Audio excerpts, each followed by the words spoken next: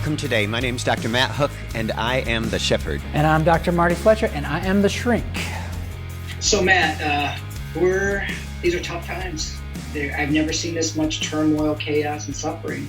I felt it going there. Yeah, it's awful. I mean, I don't say that very often, but right now I'm looking at all this destruction. What I'm hoping we can do right now is to have enough trust between the listeners to know that we're trying to figure this out ourselves right now, and that I'm sensitive to all the suffering, right? And we all need to be sensitive to all the suffering. So I'm sensitive to, the people who have been excluded, judged, who didn't have all of the opportunities other people had. I'm compassionate to the ever-increasing suicide rate of the white male. I'm sensitive to the people that I grew up with, who hear that they have white privilege, but they live in trailers. I'm sensitive to the people and all that rage that's coming from some African-American communities because they've been put wrongly into a category and people didn't get to know them as an image bearer. All of this is so hard to make sense of. That's what I'm hoping that we can do in this discussion. Yeah, the fact that there is injustice. There is. And here we are, two pasty white guys. I'm more pasty than you are. Mm. And yet I just am thankful for the opportunity to be able to talk about this. And I want to pray for everybody that's listening. First of all, that you're safe, that you're well, and that you have a voice, and that you have the opportunity to participate as much as anybody else does in life, in all of this. And, there's so much online that's triggering so many of us in so many ways. I just am,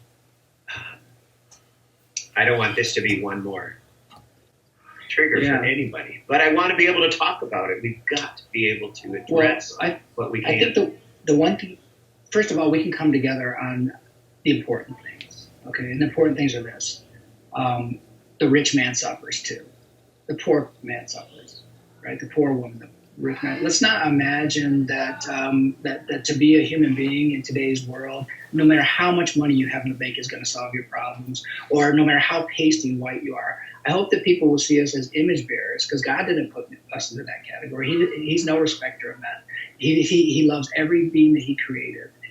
The Muslim, the Christian, He loves everything that He's created. So let's not let hate and judgment divide us in this, and maybe have a good discussion. You won't be able to fight the hatred in the world with more hatred. You just compounded it. You've added more to it when you do that. Mm-hmm. And we're going to get into why this happens. Because look, people don't want to feel that. Hatred feels horrible. It kills people. We know that it kills people. We know the mechanisms that when you have too much anger and fear, what that does with the stress hormones, the effect that they have on healthy tissue if you let them go. So it's not like I don't want to be self-righteous about anything like this. There are practical reasons for your own health to get that hate out of your heart.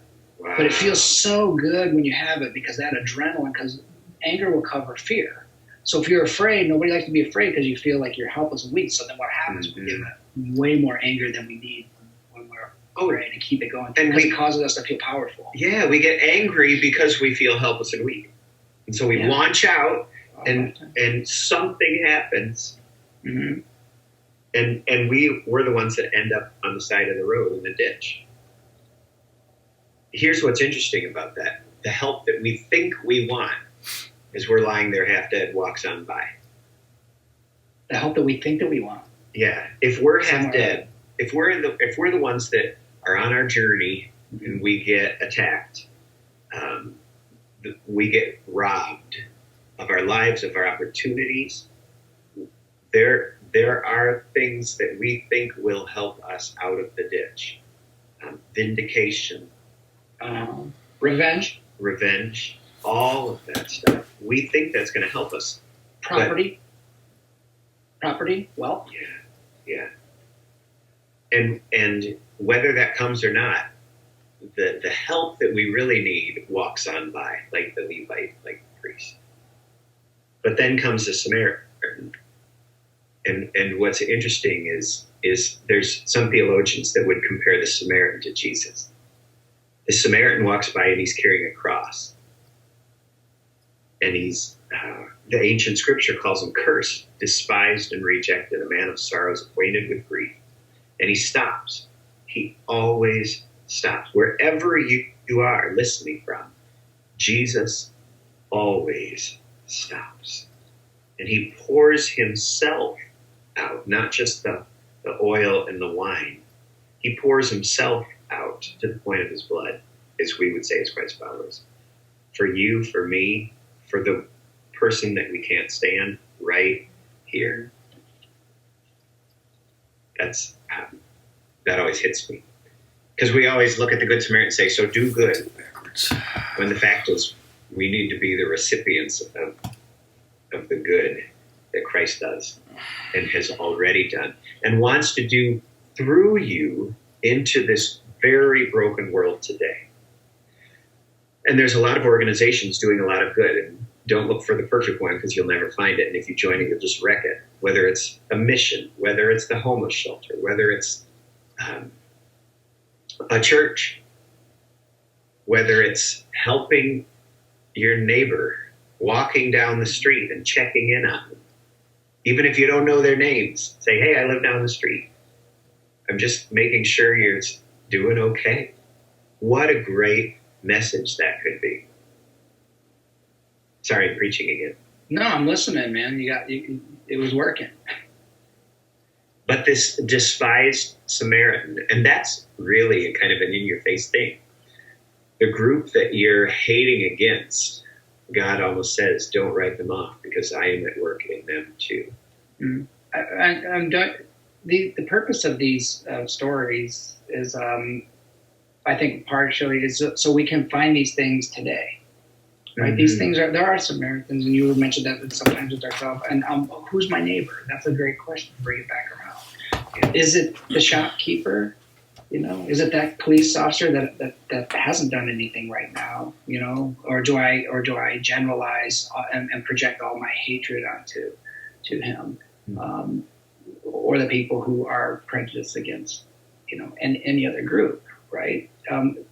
When we stop looking at reality, are individuals. When I see a person for the first time, I know nothing about that person. I really don't. I know only what I see right now, but I can project all sorts of good or bad things. What we're supposed to project on someone that we've never seen before, even if they're lost, even if they're angry, maybe they said something horrible. We still are supposed to see the image of God in that person and what they were intended to be and what they might be. With maybe they need some redemption. Well, I can certainly understand that. I've needed it myself, right? Right. And the outlook is incredible. The prejudice that we are all subject to, some people are subject of more than others. Like the guy that was bird watching, who, because he asked the lady to put her dog on the leash, she wigged out and ruined her life. I think it's amazing that the family of George Floyd is saying, please stop the riots. Mm-hmm. It's okay to protest, but in honor of this man who died, stop the hatred, stop the riots. One of the other things that I would want all of us, including me, I'm feeling it as well, is what if I don't know what to do, don't wait until I figure it all out before I try to do something for someone else. It's right there. What's the goal, though? Because here's what I think. If you do the first thing first, which we're told to do, which is get it straight with God yourself, get His wisdom and not your own, right? You'll know what to do because you're talking as if you're not doing anything. You do more than anybody I know, but that wasn't going to happen. You know what to do. There's a wisdom inside of us that knows how to respond if we practice. Like the purpose of this podcast and what I want to do when we can do workshops again is if we develop a practice, like you don't go out and fight 3 rounds, you know what I mean, and not have trained. right? You train for all sorts of situations by doing the same things over and over until it becomes reflexive. Start there, then you'll know what to do. That's my point. Like, I'm not saying this to discourage anyone, but it's complicated out there. The world is chaos, and it's never been more chaotic right now. Your first instinct, if you haven't trained for it, will be wrong. It'll be emotional. It'll be brought in from Fox News or CNN or someplace out there. Someone will have told you how to interpret that. Make sure your way of interpreting this chaos and bringing it to order in your own mind is from God. Okay, because nothing will happen. You'll make it worse. Does that make sense? It makes great sense. Yeah, and it really leads me to what a couple of my friends who have posted about this have said. Which is ironic because this is a social media platform that we're talking on. But they said, take a fast from social media. Mm-hmm. It's taking you away from doing something else. It's the opportunity costs are incredible of the time that we spend. And if you can't take yourself off of social media just for 24 hours and see what it does to your heart. See what it does to your compassion. See what it does to your opportunities that you could come up with. But Matt, I have a responsibility to know every bad thing that these guys are feeding me, because that's what people will say when you say that at first. And that's because the emotions are so compelling. They actually feel like that something of value is being achieved by them consuming that story, that piece of content that people decided, probably in a committee, in a group. Let's show them this, but let's not show them that. Like, because I'm going to tell you the bad over the good images right now, because I've seen some beautiful things, not only during the COVID early days of that and the lockdown, but just, the officers being joining with the community. Because remember, the division is the problem. The other isn't me, and they're bad and I'm good. And then so then I can take all this awful stuff and feel justified in hurting them, or in word or thought or deed. And these guys said, no, we're going to take the division down, and man, you'll see how receptive people are to that. There are people who are served by this division. Yeah, say more about that, because we need a way forward. And right now, people are just lost, and the options that I'm seeing out there in the media and on the street, that they oftentimes don't look like a way forward. It looks like it's going to make things worse. What is the way forward? I think compassion is the beginning, maybe, or maybe that's the end. And the beginning. Yeah. Well, when we talked about the Good Samaritan and who is our neighbor, and you had been doing some research about how we are controlled in this form. Mm-hmm. So I wanted to hear what you have to say. Yeah, let's talk about that, because here's one thing that, like, we've never been this divided politically. It's been moving in that direction. It was bad with, with Obama and things like that, but I've never seen it quite like this, because that's a lot of this. What people don't realize is, and maybe never thought about, is this. Our president, no matter who it is a symbol. Okay, that's a symbol. We've never met the man. All we know is the gossip about him.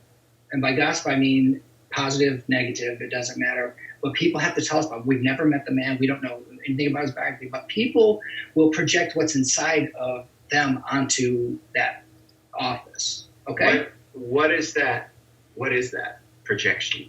Well, it's what's inside of us. It's our hopes are projected on him. Maybe opposite to that would be maybe the fears. When I ask people why they hate him so much, the people who do, and some of them, like, it's a vicious, awful hatred inside of them, right? Mm-hmm. It's not an eye roll. It's I hate him or I fear him. It's always something very, very, very abstract. Because concretely, we've never met the man. We've seen things out of context or limited context, or we've seen some really bad moments that get shown, things like that, or people reporting on him, and they're analyzing what he says of fear, hatred. If you have hate in your heart, some people don't hate because they don't want to feel that feeling, okay? So they don't let annoyance or disappointment get to the point where I want pain to be on that person, okay? I want them hurt in some way. I want them to lose their job. I want them destroyed, whatever. And that's the only way I can understand how you can have a great love and hope for him on the one hand, and just fear and hatred on the other hand. It's because neither have met the man at all, and most people don't know policy. And when I say, why do you hate him? Look, there's a very smart friend of mine that I wanted to know what she thinks. So we were talking and called her, and she's kind of more political than other ones. I go, why do people hate him? She hates him, I think. Mm-hmm. And it was, the philandering. Like, do we really hate philanderers, that much? It has to be something else. We know rude people. We are rude persons sometimes, we have betrayed people before. It can't be that. He's a symbol. And so symbols can be manipulated. Other people can impose their view onto a symbol, and we can adopt it. The cross is a symbol. I had a Jewish woman as a patient, walk into an office I was using really early on and see a cross, and she jumped like this. Because for her, that symbol contained a lot of horrible things that she was taught about it as a Jewish woman. Well, sure. Okay. But the cross wasn't doing that. It was what we bring into the relationship. That's why I say we should start with ourselves. So how does this stuff happen? It's because we distort reality, right? We do. It doesn't mean that there's no truth to it. We see something, but is it the truth? Wow. And we're taught to. Is God truth? Yes. Yeah, God is truth. So the more we're distorted, the further we get away from God. Okay, that's why I say the truth is gentle. Doesn't mean that when your spouse of 40 years has just passed away, that's truth. To the degree that we reject that truth, we'll suffer, right? It doesn't mean that it's joy, but it is gentle. Your grieving will be gentle. You've seen people grieve both ways, have you not? Oh gosh, yeah. And some people who choose to deny it. I'm not saying that everything wells up all at once when I come alongside a family who've lost a loved one. Mm-hmm. Sometimes it does, sometimes it doesn't. But for those people who deny in some way, mm-hmm. there is grief that they will experience down the road only with interest. Yes, very good. They'll be paying for not just the grief of the moment, but they'll be paying for all of the time in between with interest. Is how we. Yes. And you know what the first thought is? That it could be a death or it could be a discovered affair. The first thing that I hear is some form of, I can't believe it. I can't. What does I can't believe it mean? We believe the truth. Right? It's like, this can't be real. I cannot let this reality in. Okay, now it's very hard to get to the truth, but here's how our thinking is conditioned to distort reality. Okay? And I just want to make sure that we're looking at truth as the good. Yes. Right? And that these distortions, the further away from the truth, the further away from the good. Mind reading. Okay, mind reading. So President Trump carried a Bible over to, what's the church called? St. John's. John's, okay. Mm-hmm. Next to that. Okay. Now the people who have him as a symbol of good say, oh, God, he's saying, or courage, or conviction that you will not win, and okay. Well, I know other people who that's a huge event because people were talking about it. Other people say, oh, it means something just the opposite of that. How dare he do that? Okay, same event, completely different interpretations, wow. Right? He just made a mockery of the faith. Okay. We're projecting that because we can't read his mind. Both sides are trying to read his mind and imagining that they can. Right. And I totally agree. And does he speak kindly? The answer is probably no. Ever. He never speaks kindly. He's never said one kind thing. That we've ever heard. Yeah. That gets projected on the media that we are watching. By people who are immediately behind the screen. Yeah, that's another thing. Yeah, you just jumped ahead to another thought error because it's impossible to have it that clear cut. Nothing's 100% good, including me and you and anyone else. No one's 100% bad either, right? So, but we imagine it sometimes, but we're projecting almost like what we want reality to be. Wow. Okay. Okay. So, secondly, overgeneralization is the other thought error that is taught. Okay, when you say white people are racist or black people are scary. That is such an abstraction, right? There's nothing there but this giant overgeneralization where there aren't any exceptions. There's one or maybe a handful of traits that every single person that I've never met, that ever lived, ever will live, have. That's an overgeneralization, right? It causes all sorts of trouble. Anytime we use the verb tense of to be, we start doing that. Like, Matt is a nice guy. Okay. Well, generally, you're a nice guy. I'm sure you've had your moments, and I certainly have more than my share of my moments of not being a nice guy. So we have to be very careful to be precise. Trump is I don't care if it's good or bad. If you've done that, you've limited it in some way, and you've projected and ignored other things. Mm-hmm. And we're taught to do that all the time. Right? We live in a racist society. We live in a kind society. There is compassion in Americans. There is no compassion in Americans. Both are overgeneralizations, and it's hard to move forward with that. Wow. Okay, so and we are actually, every time we categorize a person and put them into a group, we are prejudiced.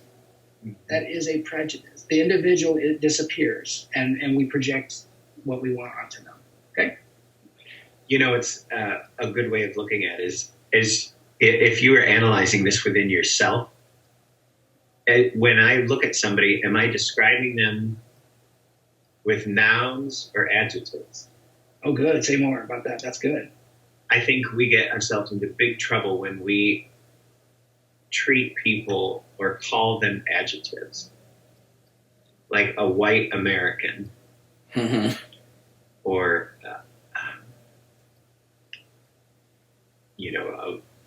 and what name an adjective. When we start treating people like adjectives, we have lost the fact of their personhood.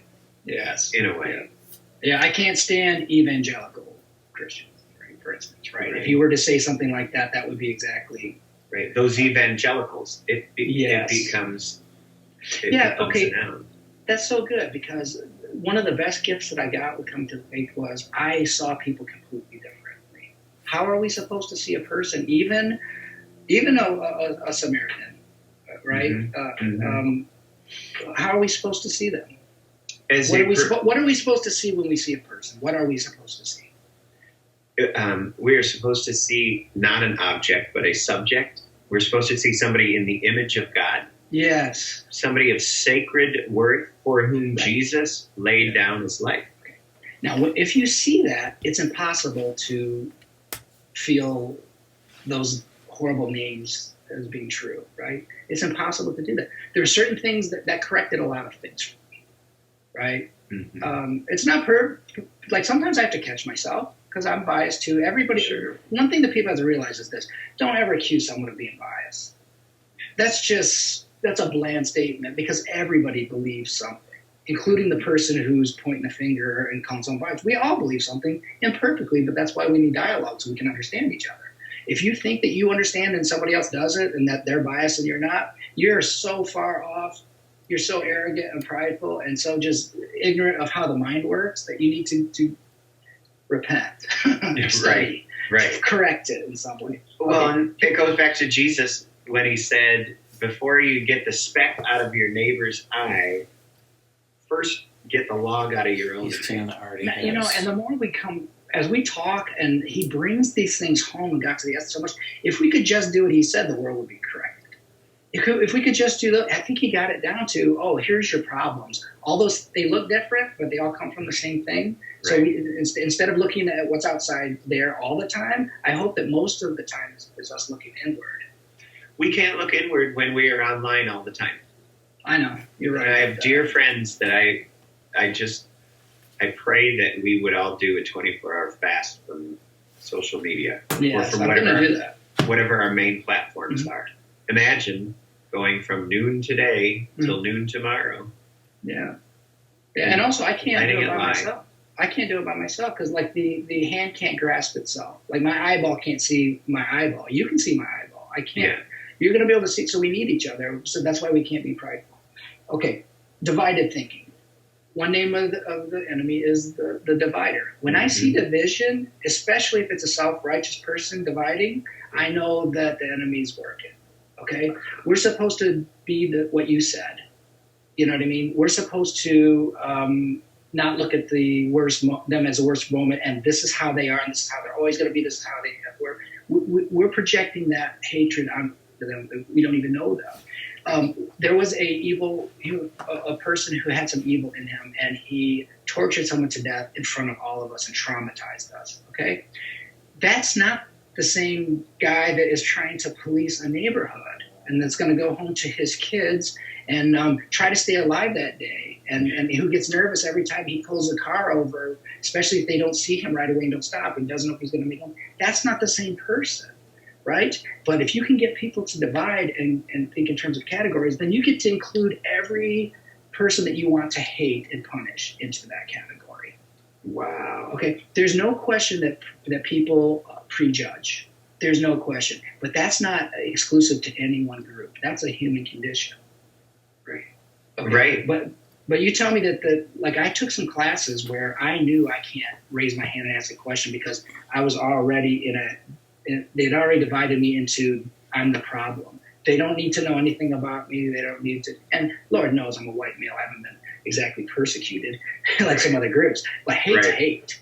You know, hate is hate. Eat the rich. Okay, have you ever met a rich person?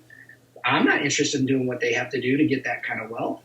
And I'm certainly glad I didn't inherit a bunch of wealth. That's a curse.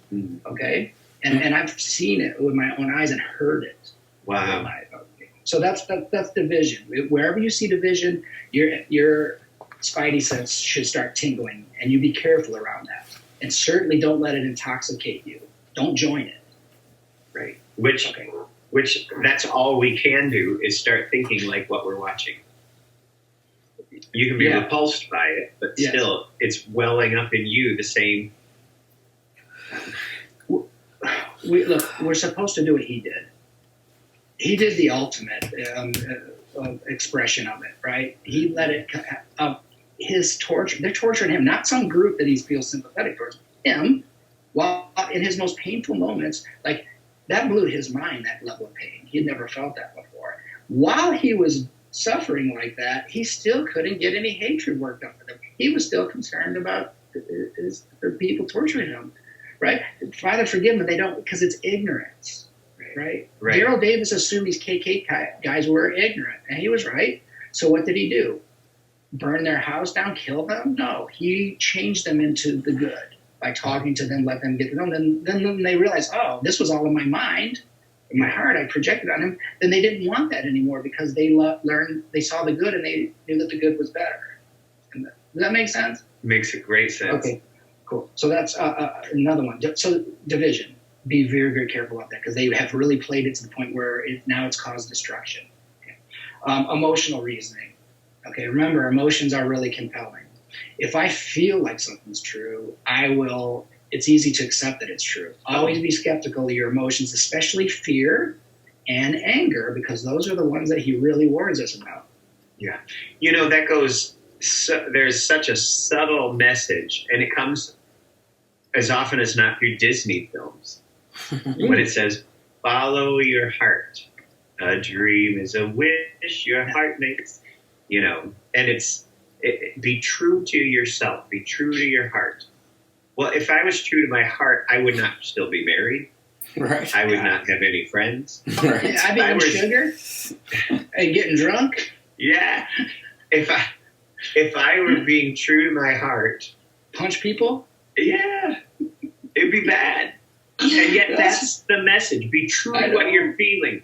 Be true to what you're feeling. Because you just have to express it. Yes. And if your favorite news channel is manipulating you through your emotions, trying to whip you up into hatred and fear and judgment, they're not your friends.